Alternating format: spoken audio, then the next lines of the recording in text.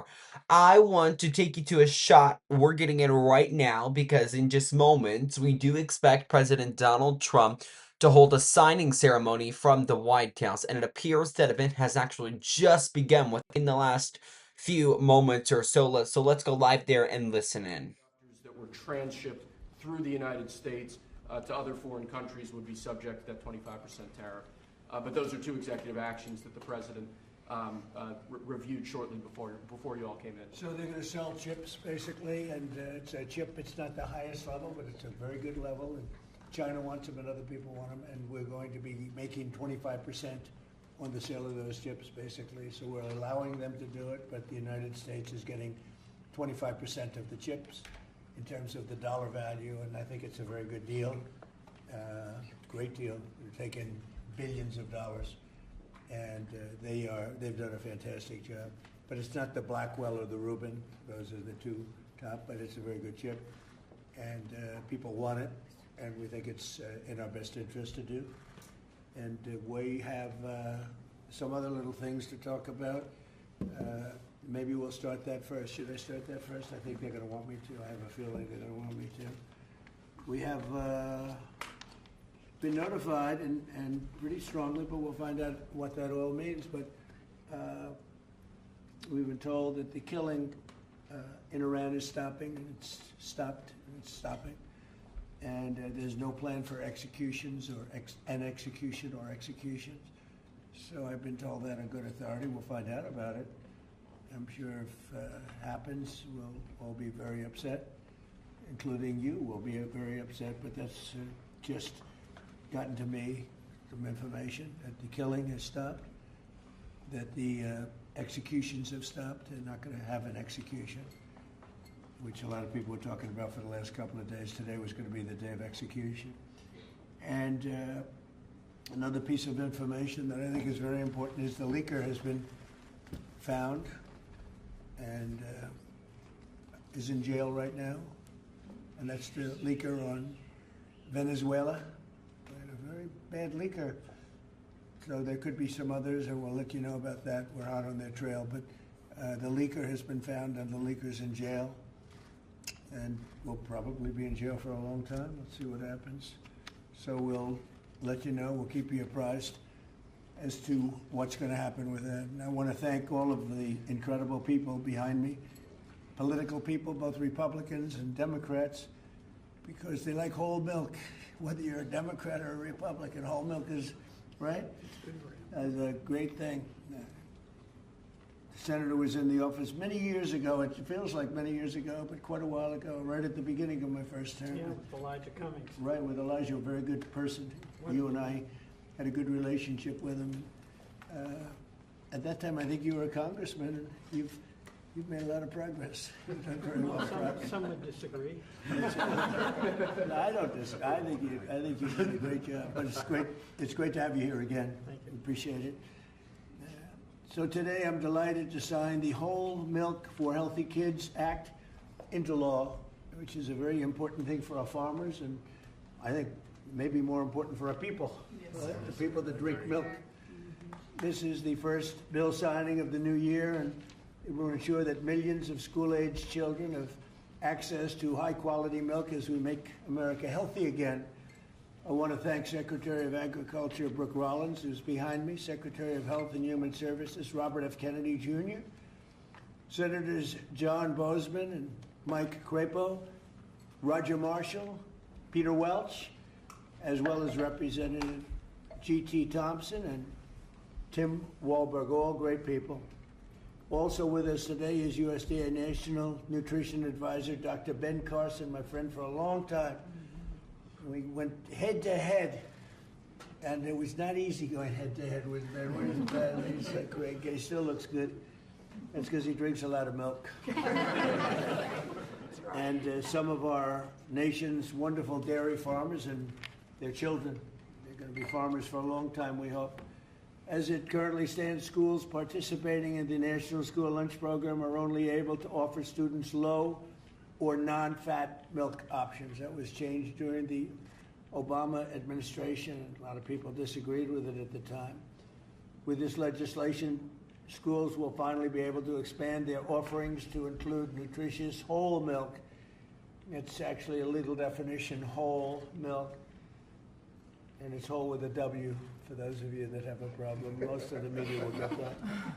This is the perfect follow-up to the new Real Food Pyramid, and Secretary Kennedy and Secretary Rollins announced that last week. You probably heard. This legislation also allows parents to directly request a substitute for milk for children with dairy intolerance.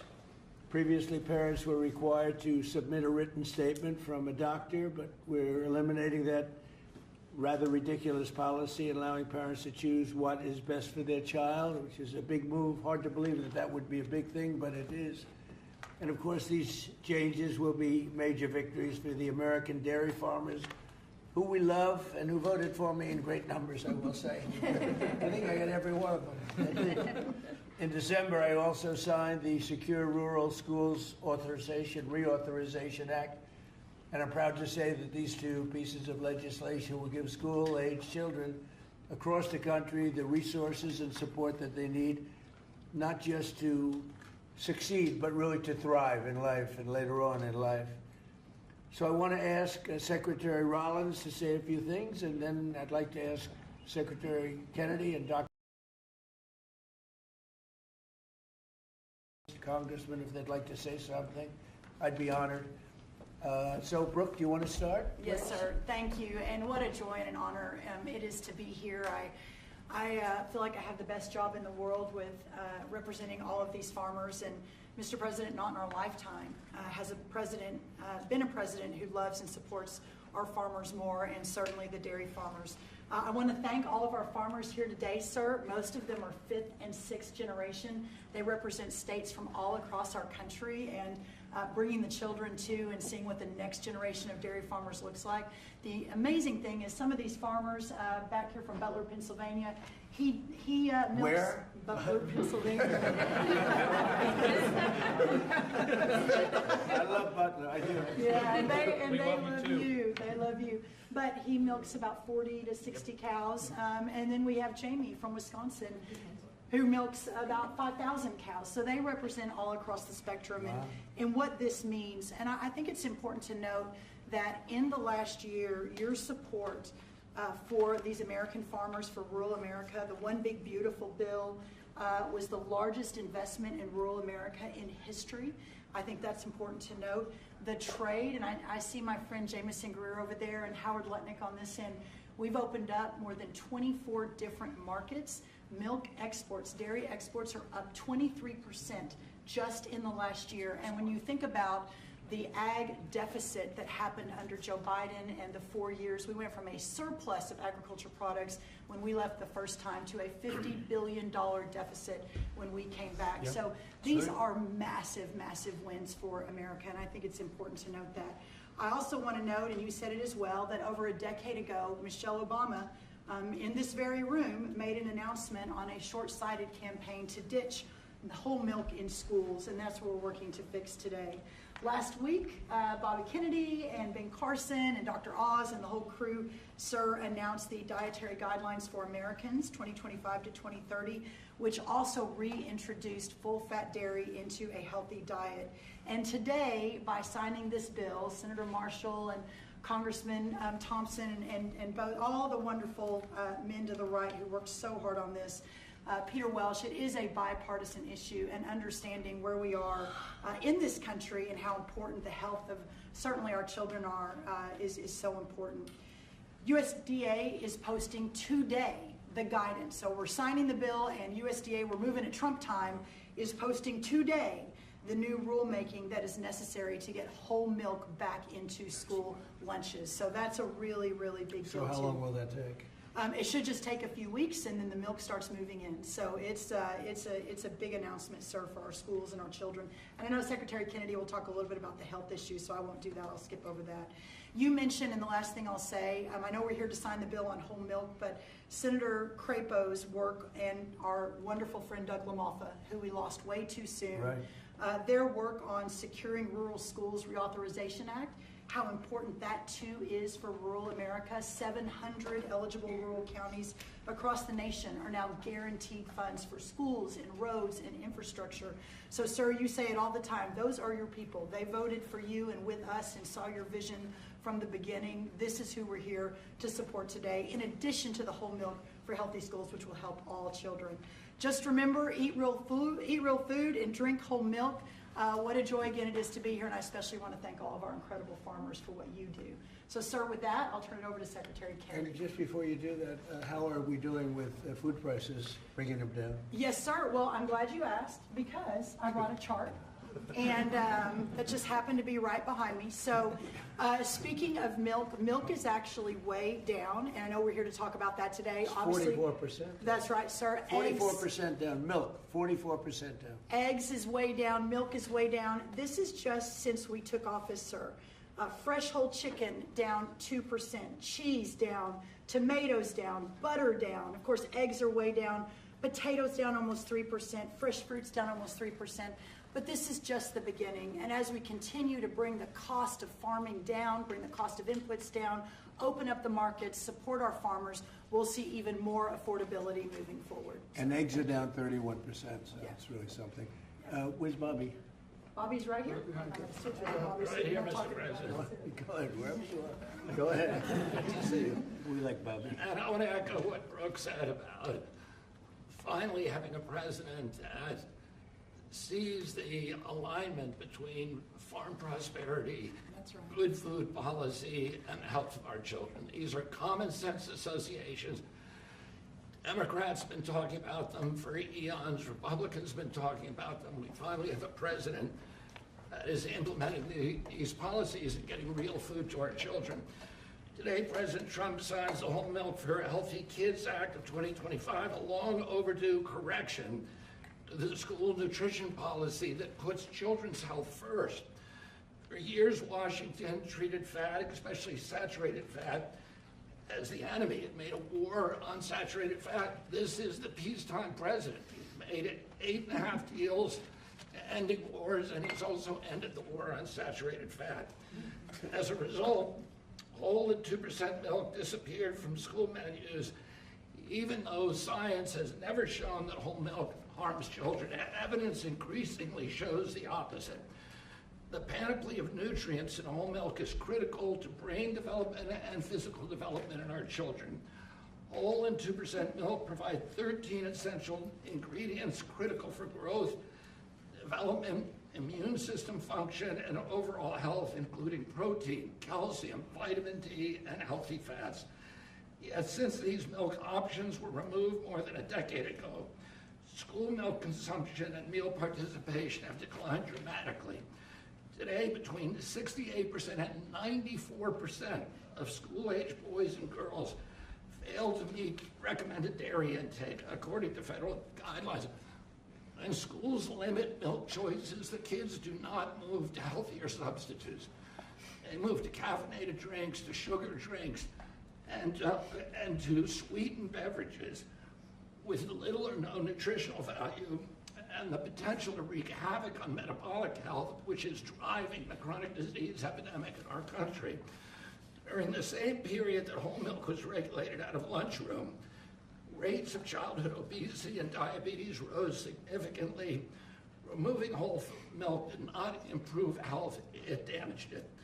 Thanks to President Trump's leadership, this law fixes that mistake. It allows schools in the National School Lunch Program to offer whole reduced fat, low fat, or fat-free, flavored or unflavored, organic or conventional. It restores choice to schools, parents, and students, and encourages consumption of nutrient-dense foods that kids will actually drink. The law also removes unnecessary bureaucracy by allowing parents or legal guardians to request milk substitutes without the necessity of involving a doctor.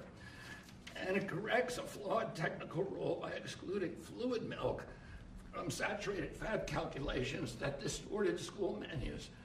Milk fat is not junk food.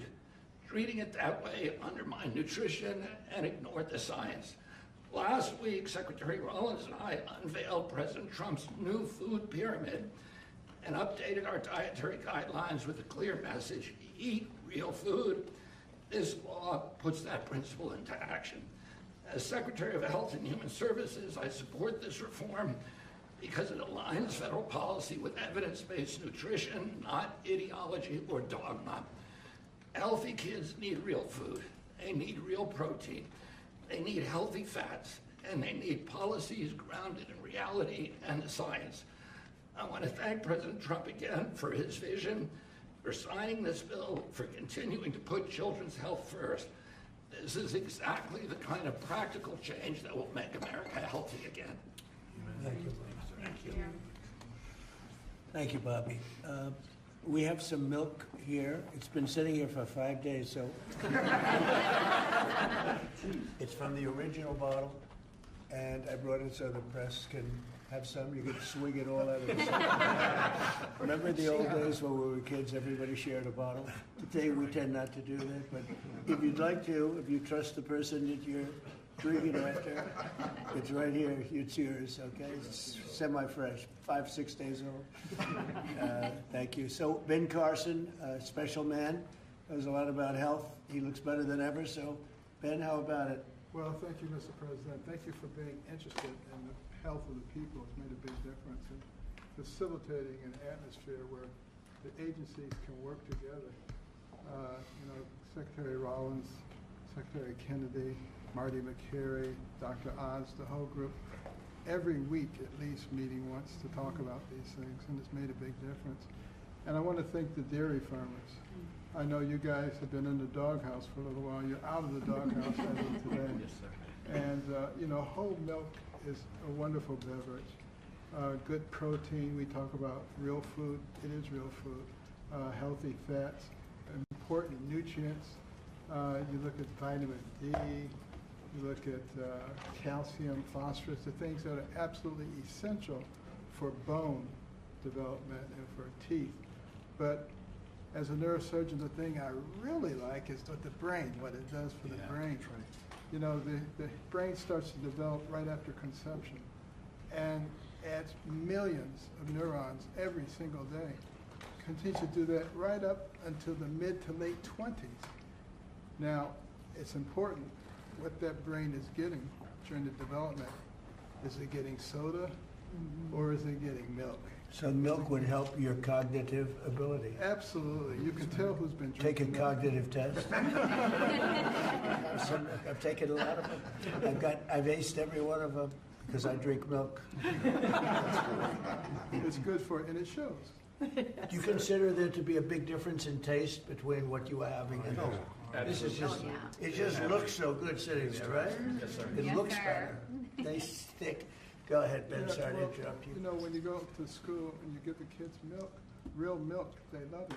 When you pour this stuff that looks like, dish pan water, you don't particularly want that. It doesn't taste good either. So this is a great day. It's only a part of what's happening with our emphasis on health. Our longevity has been going down, and other industrialized nations it's been going up. And it's because we haven't been paying attention to this. That has changed, and we want to thank you for your leadership. Well, thank you very much, Ben. Appreciate it. Appreciate all you've done, too, for the country.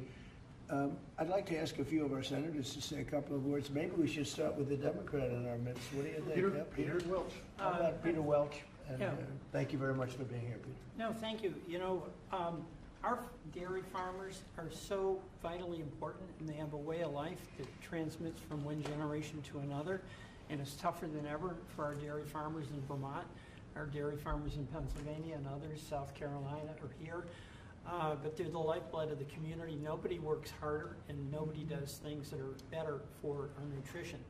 And also for our kids, I'm in agreement. The kids having access to healthy milk, good milk, whole milk, is really good for them. And one of the things that I get very excited about, that really the Vermont farmers talked about, is they have their milk from their farm that then goes directly to many of our schools. and then kids come out to the farms. and Alrighty, start you've been seeing listening in there to multiple speakers from Senator Peter Welch. You're listening to right now from President Trump to Ben Carson to the Agricultural Secretary and the Health and Human Services Secretary there. We're going to continue monitoring this event when the president begins to take questions. If he does during this hour that we're going to be here with you, we will take you there.